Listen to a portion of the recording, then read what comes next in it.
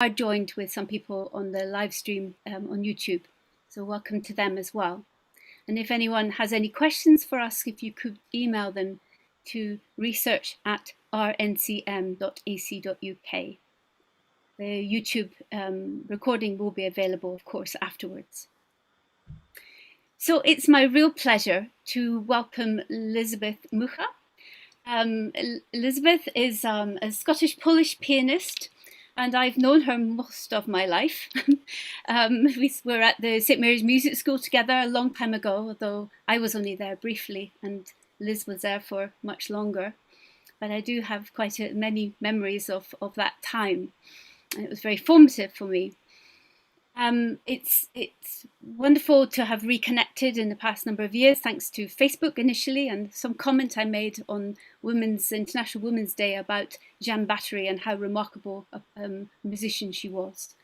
And Liz saw that and said, "Oh, I might like to do something with that, with my company Art Sung." So that was the seed that was planted for a collaboration. And it took a number of years to come to fruition and is really in the process now. And so it's a nice time for us to pick your brains and to give you a sense of where we're at with that. And also the wider question of how you start with archival research and what you do with it after, how you bring it to life in other forms. So just a little bit more about Elizabeth. She studied at the Royal Scottish Academy of Music and Drama, and also at Guildhall School of Music, studying with Graham Johnson and Nellie Ben Orr. She worked regularly as a song accompanist coach at the Britten Peers School, performed extensively with the experimental theatre group Opera Circus, which she's done a lot of chamber music work, playing in a prize-winning piano duo with the BBC presenter Stephanie Hughes, performed in various chamber ensembles. Her duo with the British flautist Kirsten Spratt resulted in 5 CDs of flute piano repertoire in 1993, they were the winners of the prestigious South East Arts Young Musicians Platform in England. She's broadcast to the BBC, Scotland and Northern Ireland, as well as classical music stations in Holland, Brazil, Canada and the Philippines. For the British Council, she toured the Philippines with soprano Miranda Keys and flautist Kirsten Spratt. She's appeared at music festivals in Brazil, Slovenia and Poland. In the UK, she took part in the Hull City of Culture celebrations and most recently at Late Music in York.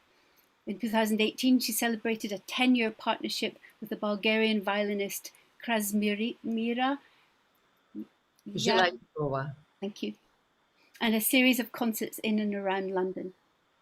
While living in Holland, and she's lived in many countries, she played for the prestigious Friends of the Lead organisation, co-founded the vocal group Song Circle, and was involved in a multimedia project to commemorate the life and works of the Dutch painter Piet Mondrian. In the 2 years that she lived in Brazil, in 2003 to 5, Elizabeth performed alongside many leading Brazilian musicians in Rio de Janeiro, São Paulo, and the winter in the SESC Festival and the first music festival in Olinda, and was a regular performer at the International Cello Encounter in Rio de Janeiro. She returned to Europe in 2005 and continued giving recitals to Brazilian artists both here and in Europe and in Brazil. Since 2009, she's been involved with the European Festival of Lieder in Warsaw, Poland, performing a programme of Scottish art song 2009 and a programme of Dutch song in 2010. She's devised many programmes, the script for Verdi Celebration concerts in 2001, for Singapore Lyric Opera, Music Travels for solo piano, a musical travelogue inspired by her experience of living in different countries and cultures. Most recently, she created Art Sung, which comes from her passion to bring music, art and narrative together. First production of Art Sung was Alma Mahler, played to great acclaim at Wilton's Music Hall in London, at the Wandsworth Arts Fringe and at the London Song Festival in 2018. The second production was Clara Schumann, premiered at the London Song Festival in November 2019, and her latest production, Art Sung Jane Bathori, will premiere at the London Song Festival in December 2021. So that's really the the topic of today is this work towards this production. And for most of you know me quite well, I'm Director of Research at the RNCM. It's weird to introduce myself, but I'm also a musicologist, Professor of Musicology, and an expert on French music and increasingly on British music as well. I specialise in the early 20th century period, and I have a fascination for music and politics, and music in relation to other notable impacts of crisis, etc. I published a number of books, and most recently Music and Ultramodernism in France, and many edited collections by myself and with other colleagues. I'm in the process of writing a short monograph on Jane Bathori. I'm also finishing a book on the Durand musique classique, édition classique, with Deborah Moore, Grain Sadler, and Rachel Moore. And I'm also editing the Debussy studies with David Code in Glasgow.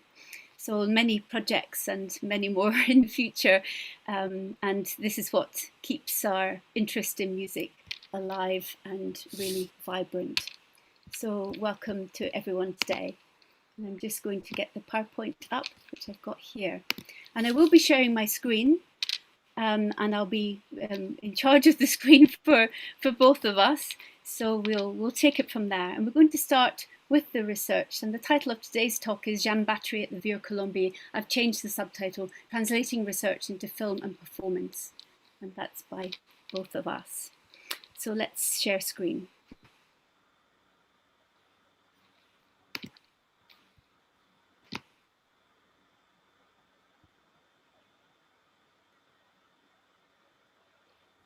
Okay, just making sure that you can see it as a slideshow now. Yep. Not yet. Slideshow. So excuse the delay. We'll get there.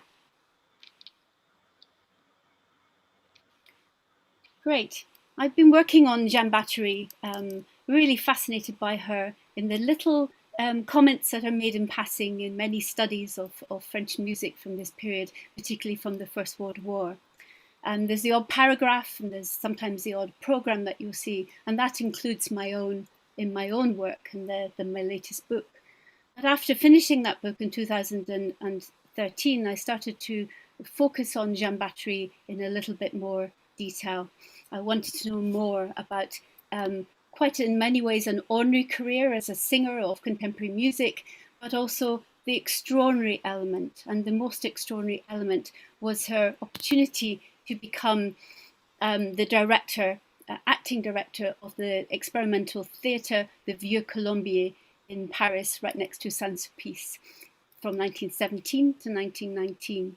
It's a 2-year period where she took action during the war for contemporary music. And it's something we discussed with the PGR students earlier, the nature of that sort of action that she took for art.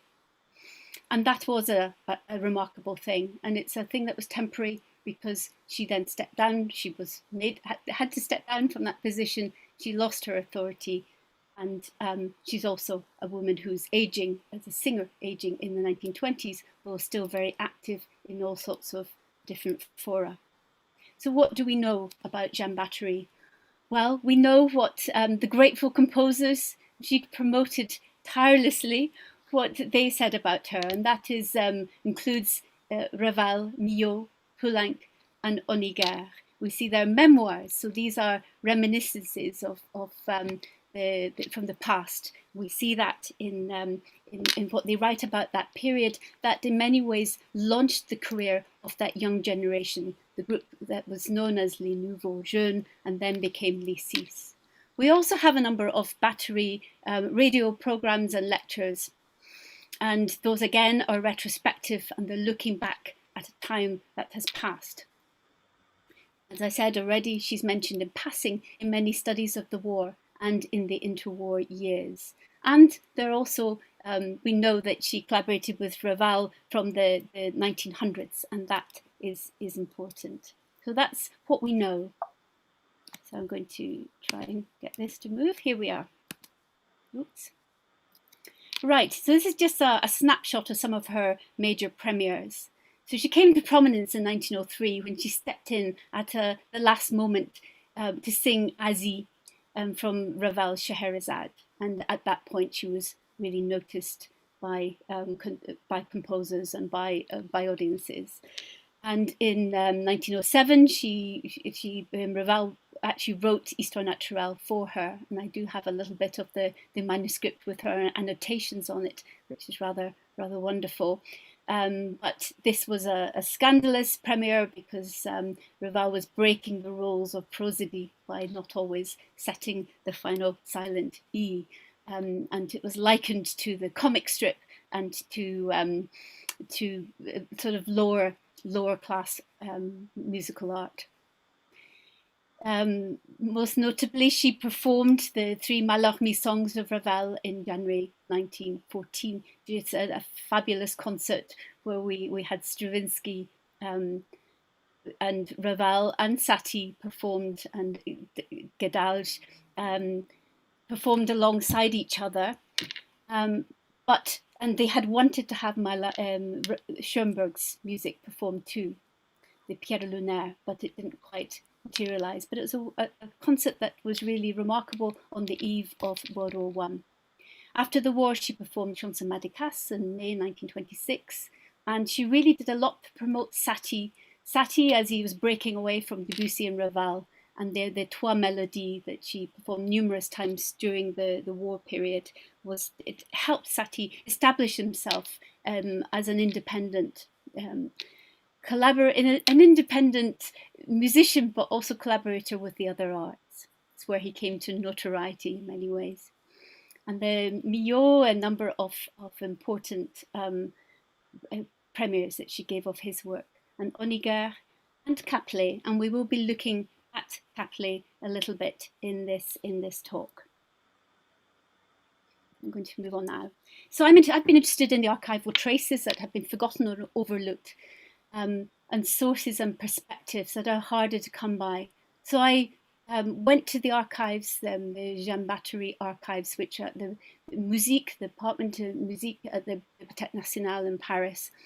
And there they have a number of different dossiers, and I've got a list of the archival sources that I've drawn on, where the order of what you'll find is a little haphazard. They're concert programs, there are letters from Jane Bathori to Coupeau, talking about her taking over at the theatre. There are reviews.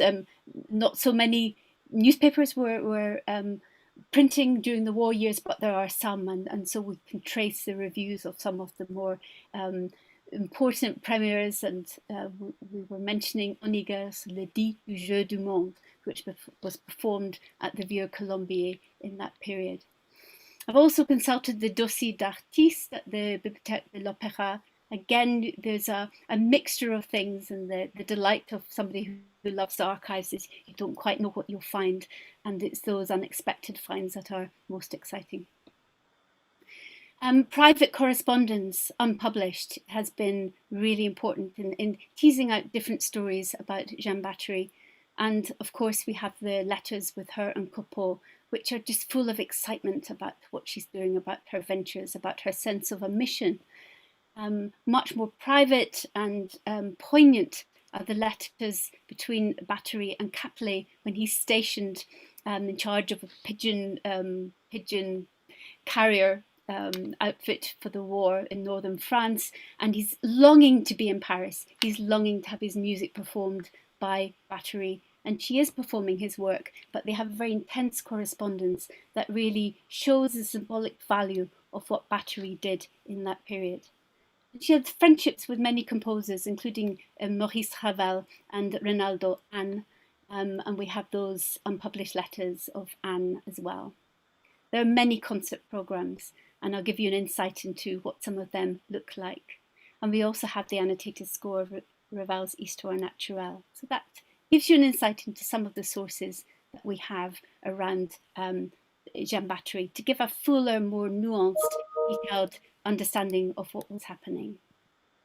So here are some, I'm sorry that it's possibly quite small, but her concerts are very known for the prominent position she gave members of the future Lysis and Satie. And this is one program from February 1918 with a talk by Eric Satie, L'Éloge des Critiques, where he's giving critics a very hard time, which is a year after his Parade, which of course had a notorious premiere. So we have Honegger, Auric, Satie, Duré, Taillefer, people who were to become really important in the 1920s and obviously very much part of the musical life there in Paris. And she gave them one of the first stages. The other one was at the Lyre et Palette concerts. So this is a letter has fascinated me. She writes to Copeau in 1917, just after the performance of Adam de la Halle's Robin et Marion, and she's just really delighted. Remember, this is just a single line. That's all the trace we have from the 13th century, just a monody, and it was put by Julien Tirsault. Gave it, harmonized it, and then was set for string quartet and flute for this performance. And she's just over the moon. And she talks about the hall was overflowing and wild with excitement. Oshie's costumes and staging were absolutely charming. At last, my dear friend, I'm very happy because I really believe that you would also have agreed with us today if you had been in the hall. I want to say thank you for having given me the chance to make this happen at long last. It's precisely what I'm made for. So I've been fascinated by that. So how could the performance of an arrangement of a single line from the distant past of French music, a work that symbolically was both folk music but also the beginnings of French opera, how could that have meant so much to her? So we can see how she programmed it, and I've given you a couple of examples of this. Here we have a program full of Christmas carols, ancient folk Christmas carols, again put to harmonized by Julien Tirsault. So in a 19th century harmonization, which we get in many cultures, but you can see here, and it gives a context to Debussy's Noël, which we'll hear about in a little while. So she places this work, emphasizing the folk element. And here we see her placing it alongside La Damoiselle Élue by Debussy. And this is around the time of Debussy's death. And we'll hear about that, I think, in one of the extracts, that she was profoundly saddened by the loss of Debussy in the middle of a very difficult time of the war. And you can see that these concerts took place because they've got the stamp of the police on them. They had to get permission to go ahead. So here is a little bit of the score with annotations, and there's just a tiny bit. It's very hard to see, but she's playing around with. Here we have her trying to make sense of the way in which the syllables are set to music. And we know Histoire Naturelle was notorious for breaking those important rules of French prosody. So I want to hand over to Liz to talk about how all these wonderful sources can be presented in different ways in order to tell a story that is that reaches or touches audiences in different ways. So I've written articles, I'm writing a short book. I've given many presentations in the UK and abroad on this topic, and it's very rich, it's wonderful. But what can we do with this research, and how might we translate it into other media? And so I'd like to call on Liz to continue with the next bit of the talk. I think it might be best if I start to give you a little bit of an overview of what I try to do with my project Art Song. Art Song grew out of my desire to add a narrative to a recital, especially lieder recitals. And of course, it's very common these days to add poetry or readings, but I also wanted to add a visual element because I felt that gave the pieces, gave the people behind it, gave the audience a context and a greater meaning. I mean, in the early days, I would literally print things onto A3 and hold them up, and slowly I graduated to bringing in a TV and this kind of thing. And then slowly it evolved. My first project was around Alma Mahler, who was in some ways extremely easy to create a visual, a world, as she'd written a diary where she talked about her connections with artists like Klimt, etc. That whole world in Vienna, the Vienna Secession, and then I then met a director, because in the early days it was very much stand up, sing your song, show an image that goes with it, and then we discovered that we could semi-dramatize it, and it started to evolve like that. And then the second project that we did, so now I've got a team of people working with me. Alma had been kind of pieced together over the years, and then we did Clara Schumann, and that we worked in a much more holistic, organic way, in that we tried to, right from the outset, we had in mind an aesthetic of what we were trying to do and marry up the music and the narrative with the art. So Clara's big thing was that she kept a book of pressed flowers when Robert was at the asylum, at the 2 years at the asylum. And so that became a recurring theme throughout, and it linked us to the German Romantic painters. And so that all became integrated into the recital. And it was my way of trying to give a context to Lieder, and hopefully to try and draw new audiences to Lieder, and perhaps old audiences who might not be willing to sort of venture and engage with Lieder anymore. So when Barbara posted that she was looking at this woman, Jane Bathori, who had obviously was a singer, was well known to many composers, but had also had these extraordinary 2 years at the Théâtre du Vieux-Colombier, where there were a lot of interdisciplinary concerts, and there was a lot going on, despite what was happening in the world outside.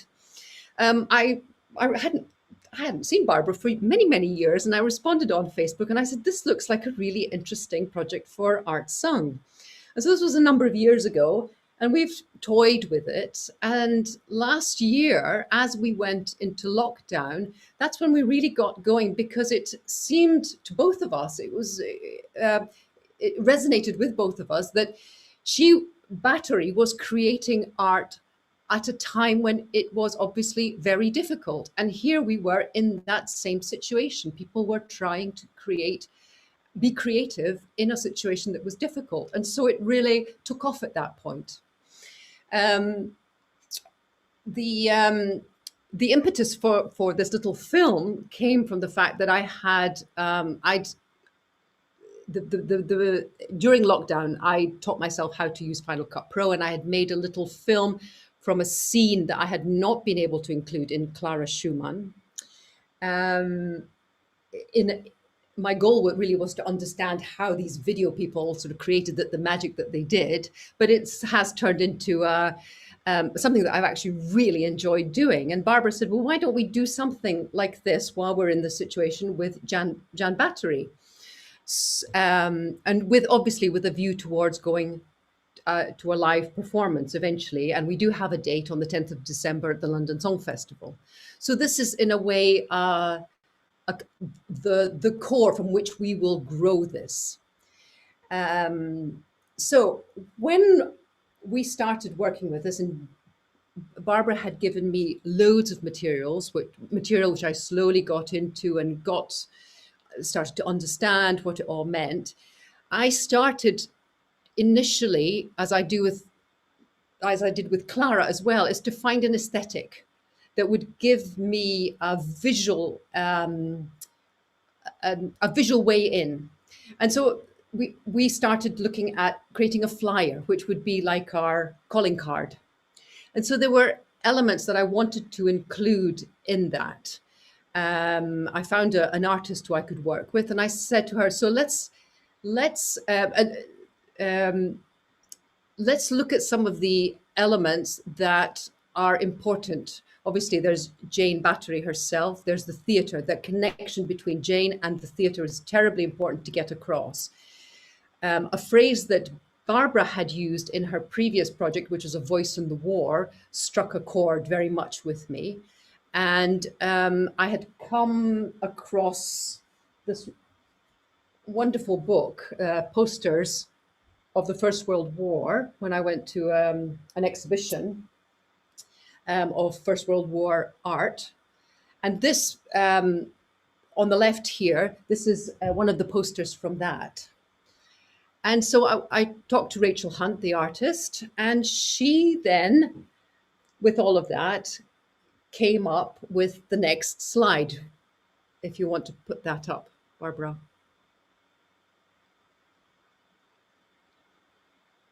And so this has become the image which we will use as our flyer to promote the concert, but it also is the image that I use at the beginning of the video. As you can see, we have Jane as the flag bearer for music, and I rather clumsily drew sort of notation from plain song through normal notation, and I took a bit out of the Mallarmé songs, although one of the Mallarmé songs, it's a little bit cut off at the top there, and I didn't realize, I thought she would go away and do it a little bit more stylistic, but she actually copied it exactly the way I'd written it. So that's Jane melding all the different eras that she managed to do in her concert. The birds, as we'll come to talk about it, the bird element, the bird theme is very important. And here what we were trying to do was depict that the bird it's a blackbird, so it's the bird of death, but it's bringing news from the war front. And of course, the poppy is something that people will immediately understand.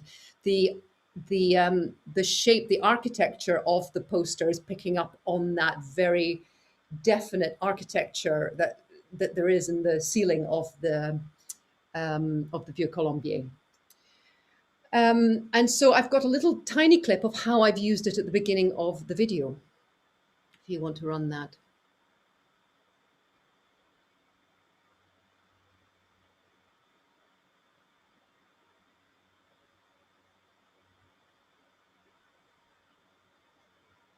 We don't seem to have sound.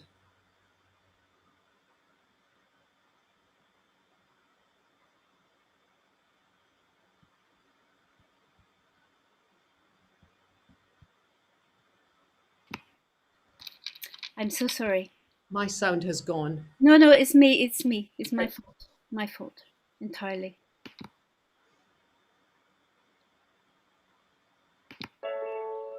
Do you want to run it back to the beginning? I'm trying to.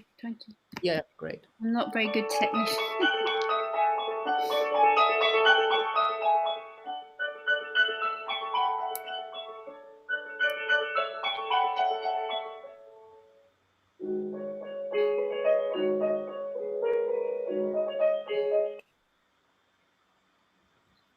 It's coming over a little bit jerky. I'm not quite sure why, because it's not like that.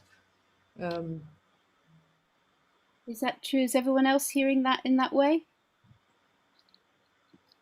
Okay. Oh, it's okay? All right. Okay. For some reason, it's coming across quite jerkily on it's certainly not meant to be jerky. So that was, in a way, where I first started to try and bring some of the elements together so that I could start building up a visual picture and where we were going to go. The other thing that was terribly important was this bird symbolism. And if we go to the next slide. Oops. This one? Yeah. So as you may have noticed, it's called A Voice in the War. So it's very much, I've really concentrated in this video on her connection with those composers who were at the front. And for them, she was their voice. So CAPLET in particular here. And CAPLET was a sergeant in the pigeon unit. What was it? The pigeon, the pigeon carrier unit. That's what he was. He was the sergeant and the head of the pigeon carrier unit. And these photos sort of really captured that element of it. And then on the left here, we have the symbol of the Vieux-Colombier. So there was very much this connection. And then on top of that, in his letters, his unpublished letters, he refers to her as Ma Petite Colombe in many, many places. He writes to her, for example, my little dove, I did well to write yesterday evening because here I am put to use this morning by the obligations of my pigeon service. And he is imagining her at the Vieux-Colombier and how she is singing his song. So in many of the letters, he addresses her as Ma Petite Colombe. So very much this connection, the bird connection. And it struck me as we worked through the material that there were many, many bird connections that we could probably work with. Well, Histoire naturelle, of course, Le Paon, the peacock, and we have even the French rooster in terms of the French war effort, the German eagle. So there's lots of things here that we're going to work with, but at the moment, this is what I've concentrated on. And of course, then there was also Ravel, who wrote the Trois beaux oiseaux du paradis.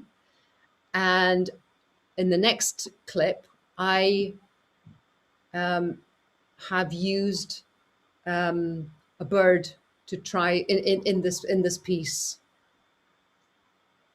Can I play it? Yeah.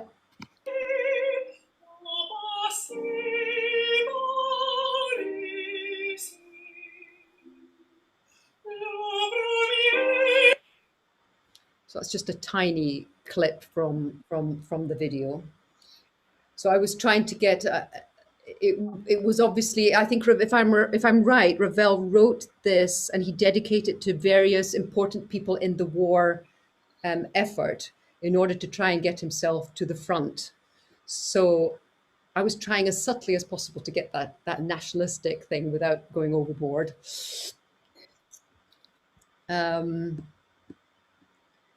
Next slide. And then if we go to the next slide.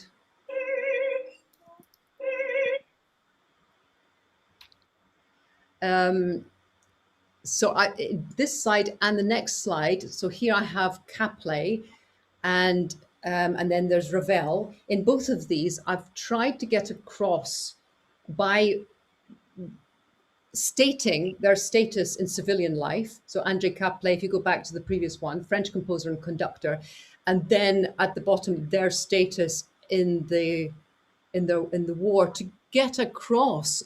We talk about things like, well, such and such, Ravel served as drove trucks in the ambulance, but it doesn't really resonate until you see that. Or CAPLET was at the front for many, many years. I mean, he was there through most of the war, I think.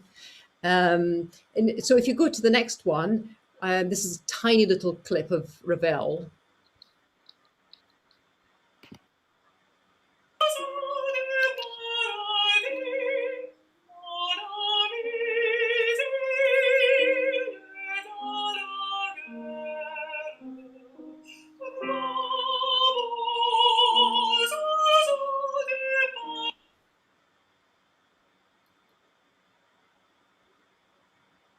Yeah.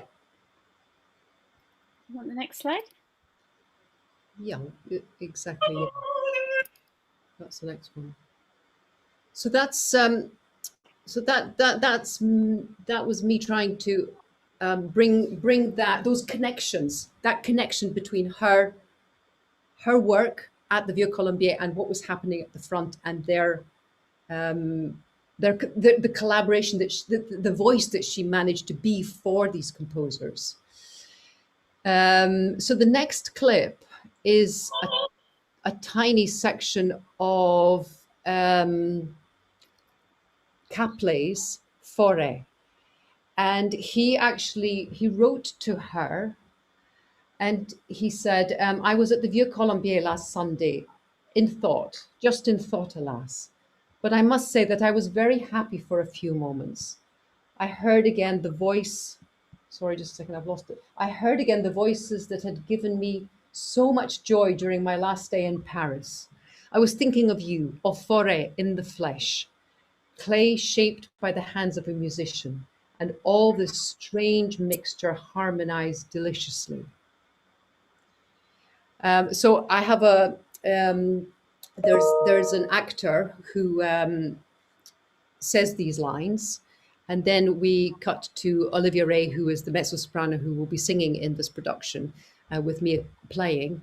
Do you want to play that?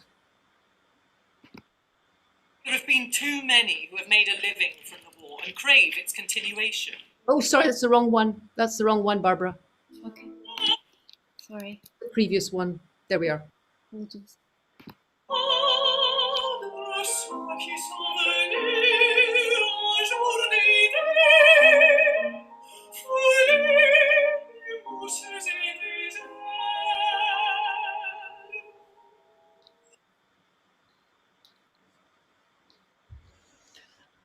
I would love to play you more of it, but I don't have I haven't signed off on it yet, and I haven't got permission from everybody yet. So these are just little clippets. So my problem here with creating this was that obviously I couldn't get into a theatre and film it so that I could set Olivia as Bathory in that situation.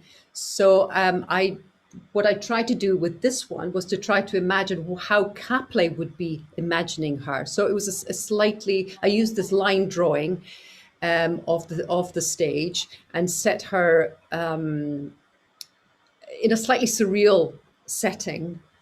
And then it, yeah. So that's this one, and then the second one, which is the Debussy. Here, I've set her on a stage, very real performing. Do you want to play that one?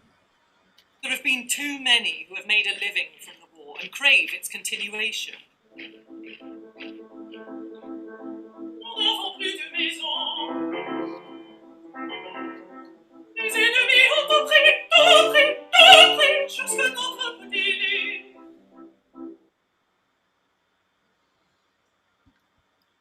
I think that's the extent of my. There have been too many. Those are my. Thank you so much, Liz. That's fantastic to get an insight into that. And we'd love to, we were able to show the postgraduates a little bit more of the videos, and when it is signed off and finished, we will certainly share it with colleagues here. Absolutely. It's what has been really striking for me is that no matter how moved one might be in reading personal letters where you're aware that you're spectating on something really private, and you get an insight into their worlds, and you can perhaps identify with them, or you're drawn into their world, but not in quite the same way as in taking it into a different medium. So in watching this very short film, there's a sense in which you're immersed in that experience, and it touches you in a very different way. And I've been really quite moved, I think, in seeing all the quotations I know so well, all the programs, etc. All it's so familiar, and yet it's become something else.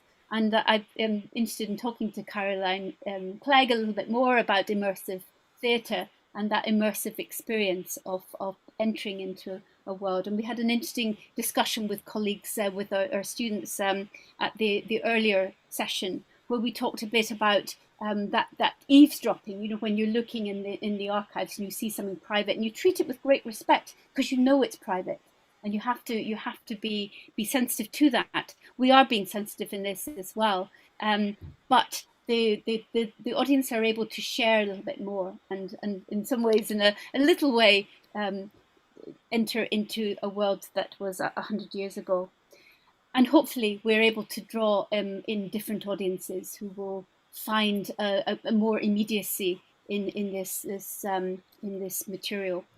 What we talked a little bit about marginalization with Jane Bathori, because Bathory's position of leadership was temporary. Just as many women in World War I who had opportunities to perform in the orchestras. I'm thinking of the Halley Orchestra in Manchester, where the women were initially engaged to perform and then lost that position. Well, it was true of Bathori. It was a temporary thing. She was also a naughty house guest. She was told to take care of the homestead the foyer in French, but not that it wasn't hers, reminded by Coupeau that it wasn't hers. She was so determined to make music heard in Paris. So she had that mission, that sense of fighting, as well as a strong sense of being the vessel through which the music passed, so a real discretion in how she performed the music on a sort of in a purely musical level, that she improvised. She took down some of the drapes that were around. She reused, repurposed. She dug out the orchestral pit that Coupeau had filled in. She was a naughty house guest, and she didn't always pay her bills either. So she ended up at the end of that period with a huge bill that she could not have afforded to pay. It was something that's very sad to see, that correspondence, that very warm friendship in the letters when he goes off to America, and what happens at the end. It sort of is brushed over after a while, but she's in a position of much less authority. Her marriage also breaks down at that point, 1921, and also as a aging singer, as an older woman, she's not the go-to singer as much. She's still very active, still doing a lot of charity work and other works, but it's actually Henri Prunière who sets up concerts at the Vieux-Colombier in the spirit of Jacques Coupeau. He says, I'm trying to do what you did for the theatre. He ignores the fact that Bathory's been there for 2 years. So that's an important element about her, how she is in the centre, but she's ultimately brought to the margins again. And we had some interesting discussions about that. So in the process of translating this, we're keen to bring out some of these narratives and some of these contexts. I want to have a few words about Bathory's legacy. There are these elements of limitation that I've just mentioned, about it being a temporary position, about her aging, and the recordings we have from 1928-29 are of an older voice, and they're wonderful. But some people comment that they're perhaps not the most beautiful voice. But she was remarkable as a singer, and we had this from so many commentators from the time. Jean Aubry, who's a very important commentator, very important in Britain, as well as in France, talks about the sort of interior nature of her contribution to French song, to melody. But I want to draw out, and that's asking the sort of questions about what is remarkable about Jane Bathori and that period at the Vieux-Colombier. She nurtured and brought together 2 generations of composers. We know that, and she did a remarkable job in giving a stage to them both. The fact that those 2 generations, that there was a real rupture in the early 1920s, it indicates that the period through which they lived, the war and the aftermath, and the fact that the older generation many of them died, they had fought in the war in the way that the younger composers had only dipped their toes in it. The chasm between them that I've written about before, and many others as well. She didn't manage to keep those generations bound together, with the exceptions of Satie and Coquelin, and Roussel, who were interested in the younger composers. She set up collaborations that would come to fruition in the interwar period, and there are many instances of that. The fact that Cocteau and Sondrard, and I know Apollinaire died in 1918, but many of that circle would result in many of the collaborations. Now, we always think of Diaghilev in this period and what he did for bringing together the best musicians, the best dancers, the best choreographers. But actually, my argument is also that Bathory achieved some of that some of the works such as Honegger's Les Dives du Jeu du Monde, which is fascinated with human mass that are enormous. Just think of La Création du Monde of Milhaud. The use of percussive writing and fascination with origin stories. Again, Milhaud's L'Homme et son désir comes to mind, and many other examples, La Création du Monde as well. Many of the collaborations that we take for granted, many of the artistic trends can be traced back to some of those experimental, almost workshop style events that took place at the Vieux-Colombier. There's a wonderful instance of a critic saying that she had put on a production of Ravel's L'Heure Espagnole. And of course, there were very little scenery, so it was played at the piano, performed beautifully, but there were no clocks. And he said, I can use my imagination, but l'heure espagnole with no clocks is one step too far.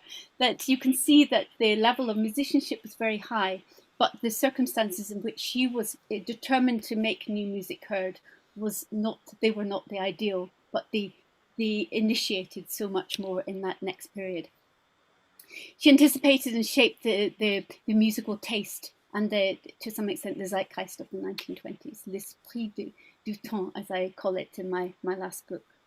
She placed contemporary music in the context of a history of 700 years of French music, bringing Adam de la Halle and French revolutionary songs alongside Rameau, Couperin, and Debussy, Liszt, Satie, all of them. She's bringing in contemporary music at a time when the place of contemporary music was not very clear.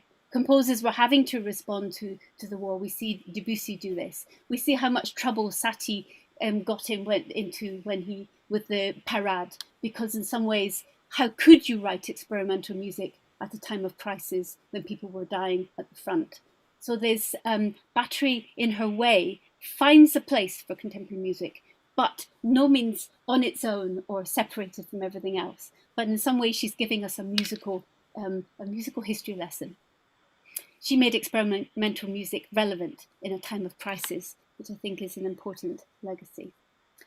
So working with Liz has been fascinating. I think probably not since my PhD Viva has anyone taken so much interest in my work, and she's read everything. She asked me questions of things she needs to know in order to create the film, in order to create this narrative that's for the London Song Festival. These are questions that musicologists generally wouldn't ask, and that's been a wonderful experience, and I've learned a lot from that. And it's in that sense, it's an honor to be part of something that takes research and makes it into something else. So here are some archival sources that I've drawn on, by no means exhaustive, but indicative, and I referred to them in this talk. We've also got secondary sources, and very few things have been written on Jane Bathori. I must mention Linda Laurent and André Toncy, who was Bathori's partner in later life. The two were together for a long time. You can see the name André CAPLET, and André, the female André Toncy, became an important thing for her. And then we have acknowledgements. I want to acknowledge Emily Kilpatrick for sharing some Bathori documents. To Denis Alain, who went into had a Barber Day, a couple of them at the Bibliothèque Nationale, when I can't get abroad, to go in to check things for me and to send me copies. To Michael Bell and Karen Radcliffe at Keele University for performing Bathori with me at lecture recitals. To Tom Hammond and Simon Callaghan for the Music Up Close series at Conway Hall, where we had a Jane Bathori Day with Olivia Ray singing the part of Jane Bathori. So it comes full circle. And that was in 2014. And the numerous conferences and seminars where I've given papers on aspects of Jane Bathori and her significance. So I'm going to hand over to Liz to thank the collaborators who've been involved in the film and in the future production that will take place in December 2021. Liz? Yes, I don't have it written down. So obviously Olivia Ray, mezzo-soprano, and she's also the voice of Jane Bathori in the production.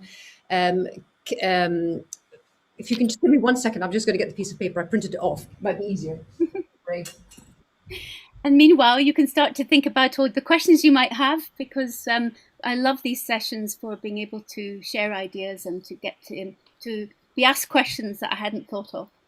And quite recently on I think it was Abbey Books or Abe Books, how we pronounce it, we found some, I think Liz spotted some programs from the Vieux-Colombier, and I bought them. So it's really nice to have the real thing in my hand that would have come from directly from these concerts. Liz, are you ready with your... Yeah, and I reproduced it and then used it in the film, which was great fun. So there's Kevin Merton, who is an actor, and he's the voice of André CAPLET. I'm obviously the pianist in the film, and I will be also for the show.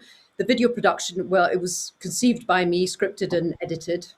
My production assistant was Roxani Eleni Garifalaki, who is also has has been the director, and she will be the director for the show. So once we get everybody in situ, then she moves everybody around as if it were a chess game, rather wonderfully, actually.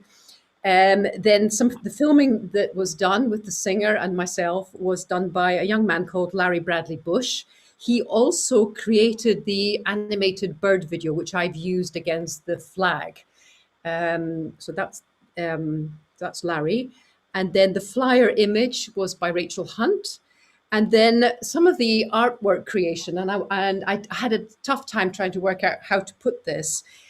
Things like in the film, I'll share this with you. I got this letter, which is an original World War I letter, and then I used that to recreate a letter to Jane Bathori from CAPLET. So my daughter did this, actually, my rather talented 12-year-old daughter, who's very creative, and together she traced things, we traced from the letters, we traced his writing of Vieux-Colombier, for example, and then reproduced it on here and things like this. So she did a lot of that. So that's my daughter Zoe Crooks. Those are my acknowledgements with a little bit of a colourful picture. Wonderful. So we're looking for questions, and then if you are around and you want to put your videos on, it'd be lovely to see you all. But we understand that is not always possible. But I've got a couple of questions in the margins here in the chat. So starting with Anna Wright, she asks, "Do you want to ask it, Anna, or do you want me to read it?" Yes, I can do. Thank you.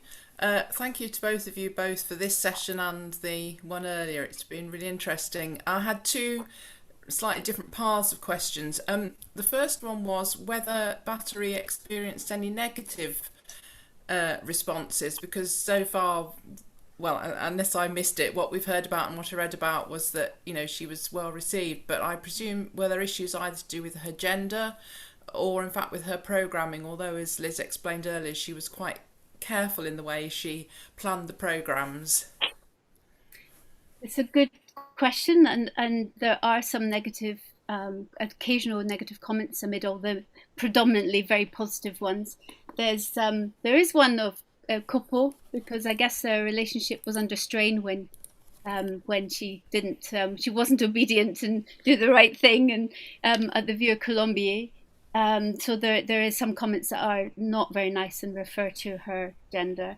And also there's a weird comment by Debussy, which we're trying to get to the bottom of, where he switches the gender of, she was married to the tenor Engel, and he switches round. So he talks about, what does she say? What does he write, Liz? He says, he refers to her, this in a letter, that he has met them both in, I can't remember where it was, Deauville or, no, I can't remember.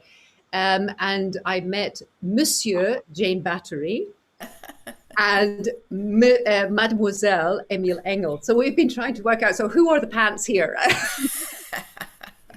But I think actually she was able, because it's such a polarized, the critic, the music criticism in that period is very, very polarized. And she did manage to keep on board people who would then become very anti-Lacis.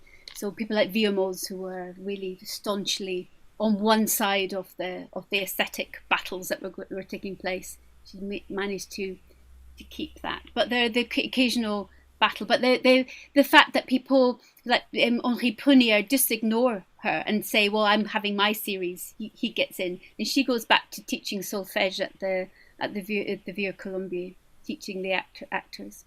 So she loses that. So maybe it's in being forgotten and ignored a little bit more than anything else. The other question I had was to do with the archives and how much of it was readily discoverable and how much you had to do quite a lot of digging to even find out that the material existed. I missed a little bit of that because of an internet blip, but I think how much were easily available. Well, no, how much was easily discoverable? So, you know, was it catalogued, or did you have to do quite a lot of digging to find it? You know, were you aware of where it was located, or, you know, did you have to do a lot of searching to track it down? I was aware from Linda Laurent's article, which is very much an overview, that there were archival materials and they've been copied from her partner André Tancy, they've been copied and sent to the Bibliothèque Nationale, so I was aware of that. Getting a full run of programs was tricky, and some of the other materials have been a little bit by chance, but I think more and more is available, more is being catalogued, and actually spending time with the microfilm reader and going through everything when you couldn't take photographs of it. You're writing it all down. So I've got copies, pages, reams of notes over the years. So aware of it. There are traces of it, but not a full inventory of anything. Really. Makes it more exciting. Jane, you've got your hand up. I have indeed, and I'm sorry I'm clicking away here. I wanted to say an absolutely huge thank you for bringing to life this name that was at the top of so many of the songs that I used to sing in my days as a professional singer. I'm amazed that the Onega and Mio songs, especially with the Jewish connections, somehow escaped me. I actually wrote an undergraduate project on settings of Apollinaire, but I focused on Poulenc settings. So my question really is, what do we know from the record about her voice? We can draw some conclusions about it simply from the works that were written for her. It would have been a largish range, and but with a good bottom, as my singing teacher used to say. But do we know anything about the quality of her voice and how that was, I was going to say regarded, but maybe heard would be a better word. We know because there is a recording from 1928-29, but that's obviously not her singing when she was in 1904 or even in the war period. And the sound quality of that, I mean, I played it at the RNCM to our students, and I played it at the Irish Academy as well, which was fun. And the Irish Academy students were really quite excited, but it's not she could have had an operatic career. She did start to have one, but she decided to devote herself to contemporary music. So I think it's the descriptions, if you're going beyond that one, because you're dealing with a technicality, technical, whatever, in 1928, and on how we can hear that now. But there's a wonderful description in Jean Aubry's French Music of Today. It was translated in 1919. The French version is 1916. So, and he talks about her. He writes, "Who has not heard Jane Bathori sing has not penetrated French song. There is no art more true or more discreetly human. It is the perfection of proportion. We can trace in her art all the French qualities, and whatever we may derive for it, these touch us more deeply than all transports, however passionate." And then, it's a beautiful chapter on her, and quite unusual to have so much attention on one singer, a whole chapter on her. He says, he talks about the sort of showiness in some ways. He says, as regards the heart, there may be some who will perhaps contest this, as it is necessary for most people that the whole body be agitated. For them, if there be no fury or heart-rending cries, it is not true that the heart is speaking. So much the worse for them, if they are hard of hearing. It is yet another French quality to understand what is half said. So in some ways, it sounds as though her singing was, by the standards of the time, understated. Wonderfully, yeah, absolutely.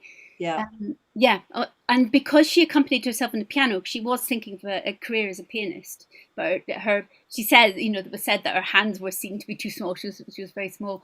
That she accompanied herself quite often, actually. And that is a perfect example of interior engagement with the music, where you're in the music, you're not projecting outwards. And that's so interesting, especially when you think that I can't imagine that she would have accompanied herself in Histoire Naturelle, but maybe Liz, you want to say something about that? All I wanted to say was when I came across her, and listening to the recordings, what struck me was that she was very much She years ago, I did a course with Hugh Queno and Suzanne Danko at the Britten Yeah. Public School. I'm sure you probably do. Yes. Really struck me. I remember Yeah. this. It was very much more about saying it didn't matter to them, for example, if you were exactly together with the pianist, like in French, in German music. There was a much greater flow, ebb and flow, almost into that. I would hate to say sort of Edith Piaf kind of thing, but that flowed much more. And she, when I listened to her, I think, gosh, yes, I can now see where they were coming from. Yes. And I think I'm not at the heart now of teaching French melody, so I don't know where the thinking is going. But that was very striking to me, because I was used to German lieder where, you had to be absolutely on the consonant with the singer, etc., etc. And this was a very different way of approaching things, as you say, understated. Very interesting, with a focus, no doubt, on the words. Exactly, and the meaning. Yes. Yeah. I'll be quiet now, because I'm sure other people do have questions. Thank you. Can I think Caroline might have pipped Michelle to the post, but I'm not really keeping an eye. No, not true. The other way around. Okay, Michelle, you go first. Thank you. Mine's quite a general one. I mean, it's just brilliant, isn't it? It is such a fruitful collaboration, and how productive and enjoyable that can be. And I just wonder how we can, use your experience and your expertise to encourage the students to reach out more across disciplines and practices. And, collaboration is just such a special thing, isn't it? And your work together really demonstrates that. And I just wondered, is there any way we can foster that even more so amongst our student body? We have some students who are both musicologists and performers. I think Maria, who's certainly one example, and Adam Swain is another. So we do have examples of that. And also Peter Hill, my goodness, is a perfect example of being able to do both. But you're right. I think there's something about the working with another person who has a different perspective, and that is really enriching musically and in what you draw out, and that's been a lovely surprise, actually. And it's something I've wanted to do for a long time. At Keele, I used to work with a duo with vocal piano. I've been doing it for some time, but this is really a new stage of doing that. So yes, if we can encourage others. And then on top of that, we're also working with Roxani, who comes from the theatre world, from the performing world, and she brings her own sort of interpretation. So in a way, we're creating this extraordinary merging of artistic values. Yeah, it's really interesting. Yeah, it is. So that is a wonderful segue to Caroline, who's a theatre director and also an opera director. So Caroline. Thank you. And thank you also for the wonderful slides and talk, and earlier as well with the postgraduate students. So something that struck me, talking about the immersive quality of telling the narrative like this, in presenting it, it's a question. Have you ever considered the researcher herself or himself being part of a performance? Because something that David Bainbridge mentioned earlier was about the intimacy and the authenticity of the research work, and it's bringing to what Michelle was saying about the collaborative nature. And in my head, I just kind of like visualize the researcher coming across all this amazing information and material, and that coming from that, so that, research as practice, research as performance, which I suppose is what you're doing, but it's taking it another stage back. And I can see Barbara being horrified at the prospect of, sitting in some way on stage. But it kind of links with what Michelle was saying in all these layers. I did a song cycle myself as part of my PhD, and the joy of working with so many composers and actors, and the research material and interactive as well. But yeah, it just struck me then about this essence of Bathori, which was quite private, and seeing the essence of it, the researcher finding it. I know it would be then theatricalized, because you can't come across it unless, but it would be theatricalized. But there was just something that struck me about that, about the link to the actual researcher with the material being performed? Quite Wow, a random question. I think Liz, you're going to have to write me a part. Yeah. Thanks, Caroline. I'll have to think of it. Yeah, interesting idea. But you did that, didn't you, with the Histoire Naturelle in many ways when you were describing the piano duo, and you were also there presenting. So in a way, that was the case, really. Yeah, certainly working alongside performers on, when we're doing it together, that feels really quite. And when we did the music up close, we were all together talking about the music and the findings side by side. So I will just say, I'll throw this to Polly actually, and I just want to introduce you all to Polly, who works alongside me, and she's my right-hand woman. Actually, she's there to pick me up and make sure that I write things in the right order, and she was also there artistically as well. So Polly, there's a thought for us. Include Barbara in the production. So I like the idea. I mean, in the past we've gone down the route of the reminiscence. So we've had the older Alma Mahler reading her diaries and reminiscing about her early life, and that was the entree into then, the introduction to a song or a situation. And we did a similar thing with Clara, didn't we? Where diary entries and so on were the way in. And I mean, using a researcher, so setting it in a research setting, and the researcher as narrator would be another way of doing it. Yeah, it's a really interesting thought actually. It's just what Barbara wants to stand up and. I think it came to me because of different ways of presenting research and crossing those barriers, which researchers, I think, often or research presentations and audiences, don't move away quite often from the standard format. And I'm just wondering if it would be another bridge or another way. So we've all been learning interactive things during lockdown and screens and things like that. It was just a random thought from the conversations, and particularly what Michelle was saying. So, yeah. I mean, the other possibility now that you mentioned it is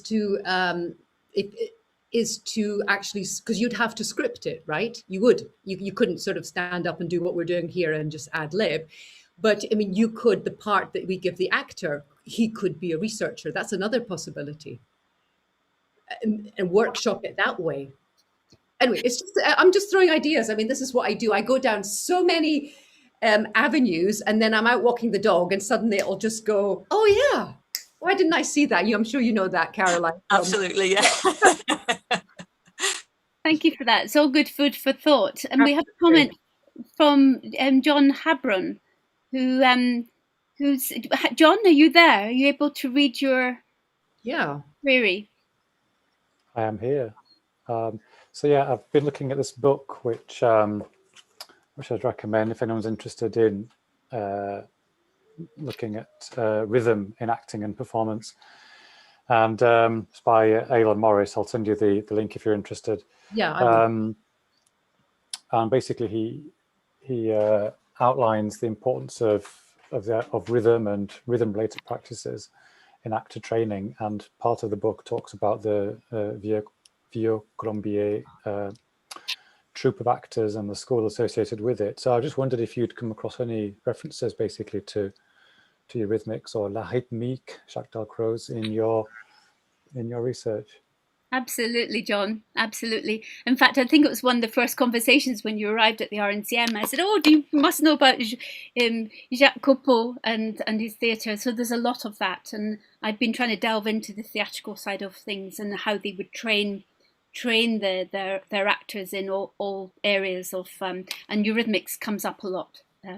So yes, and as well as Mio going to Hellerau in 1913 with Paul Claudel, there was a huge interest in all of that. So yes, and I'd love to look at the reference, the book. So please. Sorry, who is that by, John? It's Aylon Morris. I'll once hold up book or there's the Aylon. It's Aylon. Okay, Aylon. No, it's Aylon like that. Okay. I think I was auto-corrected. Yeah. Interesting, very interesting. I'm interested to see that it actually says that, did Suzanne Bing stay behind? Did she not go with the troupe to, because 1917 to 1919 was exactly the time that they were in America, and she was like the lead actress in that group. From she pops up. I've got this wonderful book here, and she seems to pop up in every every theatre production. So I would have assumed. I mean, we have to look into that. Did she then stay? I don't know. No, I think she's in America. She goes to New York, I'm pretty sure. No, but just reading John's, he says she worked alongside Suzanne Bing, who ran the school associated with her, was initially heavily influenced by the during the period 1917 to 1919. Oh, so it was happening when they were there in America. Yeah. Does it by any chance mention Bathori in the context of teaching at the school? I'd be really interested, because that's we need to know. We need to have something concrete around her actually teaching solfège. She doesn't appear in the index. I was just wondering whether, not so much her teaching, but whether she was aware of those ideas and to what extent they influenced her as a performer, or as a collaborator, or as somebody involved in terms of artistic practice. She was very passionate about Coupeau's ideas on theatre and the whole sort of practice. So she bought into that, and there are definitely references to her teaching in the school that they formed, and they had been working at that theatre. There's a strong connection with the Vieux-Colombier even before, but I'd like to find out a little bit more of that.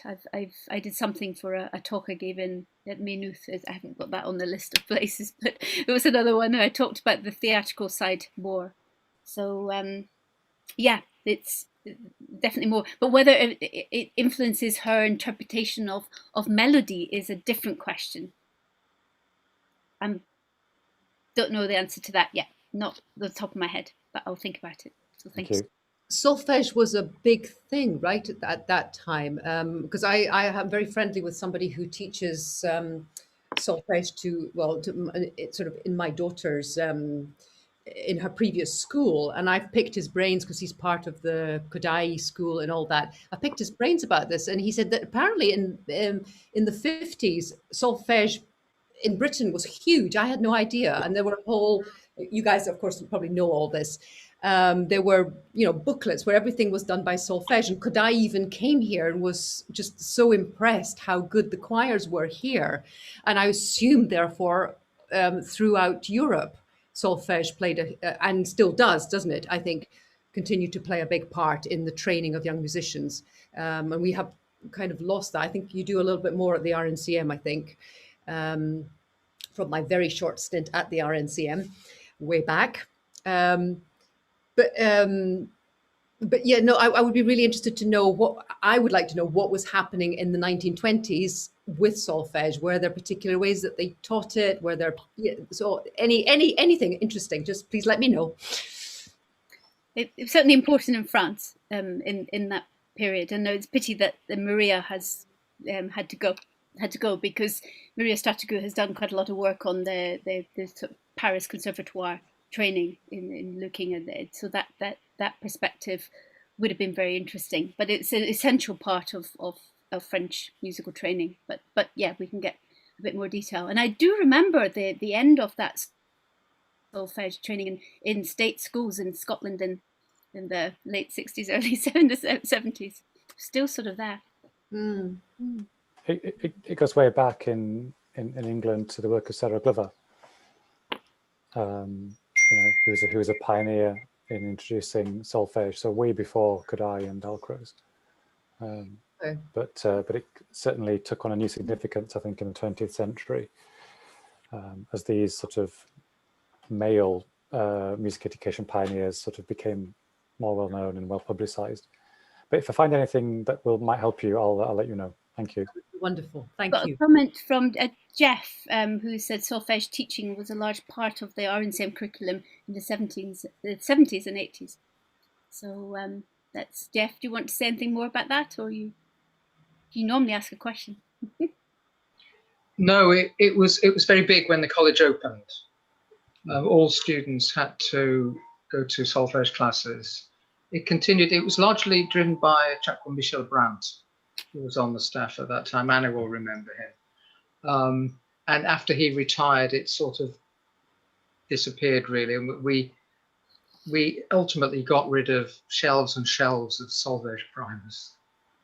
But it was a very large part of the college curriculum in the first 2 decades of its existence.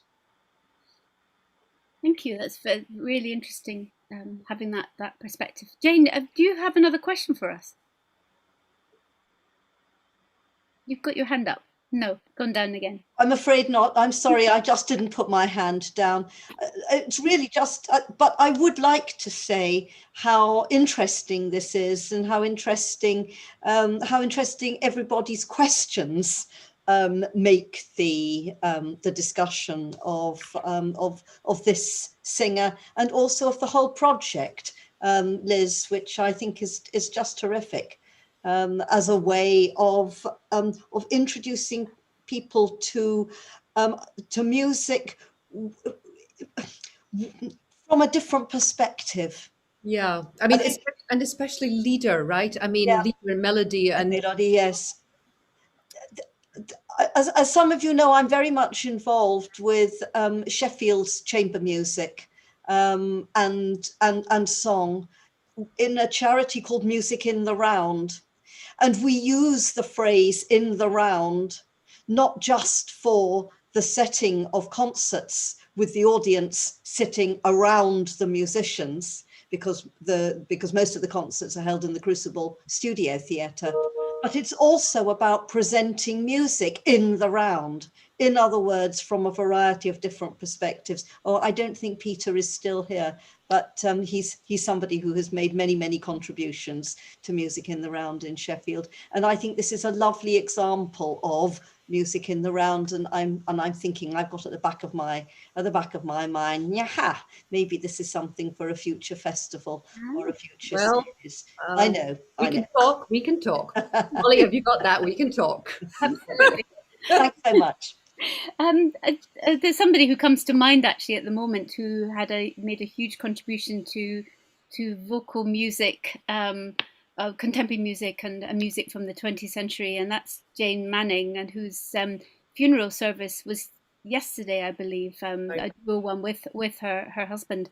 And I just think of somebody like her who sort of devoted herself in a very poignant and important way to contemporary music, but music going back to the period that we're talking about, to much more recent music. So another sort of figure who has sort of had her influence and power in particular ways. So it's just a thought really to remember Jane Manning as another Jane who made a remarkable contribution that went beyond just singing in a simple way. So just a thought.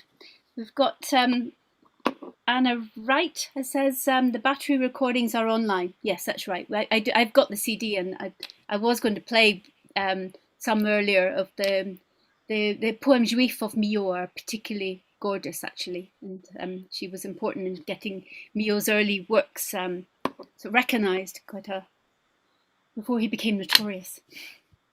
But thank you for that, and the sati is also really important. Yes, yeah. So we've also got a comment from John Habron. Interesting comment, Jeff. You can see it there. Basically, solfège, also known as solfa. Yeah, learning through musical activity. Dark Rose, Eurythmics integrate solfège with movement in what is known as solfège rythmique. Movement helps the embodiment and learning of musical concepts such as pitch, harmony. Singing and movement in a group at the same time is special. And I think this whole period, I think the impact of Dalcroze on people such as of that generation of Mucha, and definitely there's a strong influence on his collaboration with Paul Claudel. So I'd love to explore those connections even more. So maybe that's something that John and I can continue to talk about, and I can see a thumb there. Great. I think Polly had her hand up, or did you? Polly, Great. Polly, where are you? Oh, hi. I'm just going to say, what is there much known about Jane's early life? And is there anything that points towards her having this great drive to put herself forward and be this entrepreneur? Or, was there, was she trying to prove something? Did she have a very, did it sort of just happen? Or was she really on the mission to say, women can do this too, and I've got the talent to do it? Is there much evidence on that front? She was one of a number of prominent singers. In fact, Emily Kilpatrick's been writing about that earlier period of Jane Bathori. In fact, she just finished a chapter in her latest book manuscript. So nice to do a plug for that as well. But she's looking at that earlier period. And there are a number of other singers who were well known and really respected, who were getting performances at the Société Nationale and at the Independent Musical Society too. So she, in that sense, is one of a number. So Claire Croizat, particularly in the war years and the post-war period. Also, Rose Fayard is a really important singer for Debussy. So in that sense, she's one of a few. So the chance to do something more remarkable was probably her collaboration with Coupeau in general on the theatrical stuff. I think she was just very lucky. Perhaps one of those other female musicians, if they got the chance, might also have grabbed it too. I don't quite know that answer to that, but I'll think about it. Thank you. Anything else? So are we coming to the end of these questions? And Liz and I are really delighted that to have so many questions and suggestions, as Jane says. They make these talks really valuable for everyone concerned. I'd be interested if Peter had anything to say about Jane Bathori from his perspective. Huge experience and expertise in French music. He's on mute. Can you unmute yourself, Peter? Can you unmute? Yes, well, is that okay? Can you hear me now? Yes, fine. Now, what struck me was how times of adversity, like World War I, seemed to cause the arts to flourish as never before. I mean, I have a great friend, the composer Nigel Osborne, who studied in Warsaw at the height of the Cold War, and he told me that Warsaw was absolutely seething with, as it were, underground music, avant-garde jazz clubs, avant-garde music generally, and there seemed to be this incredible appetite for that kind of art. And I think you can see that in World War I or indeed World War II. I mean, but the war seemed to act as a stimulus. I mean, in various ways. I mean, we know Debussy, for example.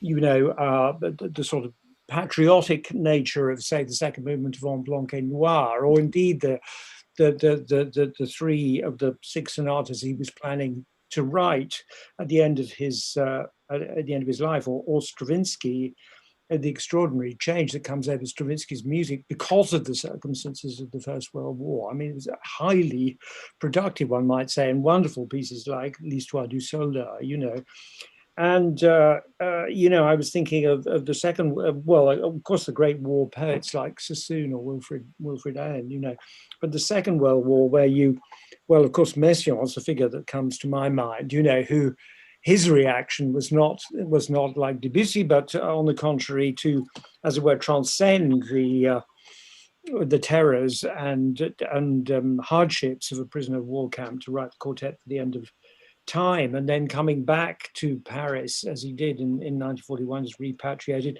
and you find this extraordinary concert life going on under the German occupation, even though it's incredibly difficult to give a concert because all the members of the audience have to be vetted by the authorities. Still, a fantastic number of even orchestral concerts are going on every night in Paris. It's just extraordinary, and in this country, obviously, the authorities in Britain attempted as well stimulate the arts by having war artists like Piper and Sutherland, recording shattered buildings and so on. But they're wonderful those drawings by Henry Moore down in the underground of sleepers in the underground, people sheltering there from the bombing and so on. It's just extraordinary. And I mean, it struck me with Bathori that it's the same thing, you know. But I wonder if there was a tremendous, she sensed a tremendous thirst for this kind of music that she was putting on at this time. Thank you. There's a wonderful, you draw out lots of really fascinating things around the flourishing of the arts in times of conflict. You're absolutely right. Often accompanied with a simplification of style, and certainly the Ravel's the Birds of Paradise have that just amazing sort of simplicity and artlessness. And looking at Jolivet in the Second World War, there's some similar sort of tendencies. But she had a huge thirst to do things, the determination to make it happen at all costs. There's a letter that Liz and I have looked at, and I think you're using in the film, where she's desperate. It's about the time of Debussy's death, where she has to close the theatre down, and she's desperate. She says that there's no coal, the metro isn't working, there's bombardments on Paris, and she just lists all these awful things, you know, and the sort of the difficulties that they experienced, and yet she's devastated because she can't do what she's made for, as she says in her own thing. So she is somebody in some ways, to answer Polly's question, you know, she is remarkable in having that resilience, and in some ways being motivated by that resilience. And therefore, when Coppel comes back and he doesn't understand that, okay, there might be some debt and she might have used some things she shouldn't have used, that's probably the misunderstanding of not understanding what had happened, what they'd lived through in that period. But you're right, and the example of Messiaen in the World War II is a wonderful example of how music and art will triumph no matter what. Yes. There's a wonderful description. She talks about how they were rehearsing Inscription Champêtre, if anybody knows this. It's a wonderful piece for female voices. And they had to stop several times because of the bombardment, and people would have to walk home because there was no transport, and yet they persevered. I mean, I think they had, I think there was something like 32 rehearsals. It was quite extraordinary, the determination to put this piece together. It was quite extraordinary. And to pick up on your thing about the arts flourishing, the thing that's really struck me is, now that I'm looking at the visual world, is just how the artistic world, as in paintings, I mean, really flourished at this time as well.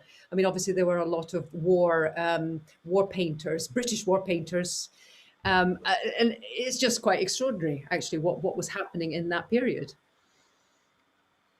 It is. We've got a comment from Jeff, who says that music as a morale booster was encouraged by the council in Manchester during World War I, which also had its own branch of the Committee for Music in Wartime. Yeah, absolutely. So as a morale booster, and I think in some ways there were many concerts in Paris that were doing a lot of that, that were boosting morale. And in World War I, I've looked at the performances of Debussy in war around all the concert societies in Paris in that period, and that's fascinating because he's mainstream, but he's also the avant-garde too. So he's in both camps, and some of them are more sort of overtly nationalist than others, or you know, part of the war effort.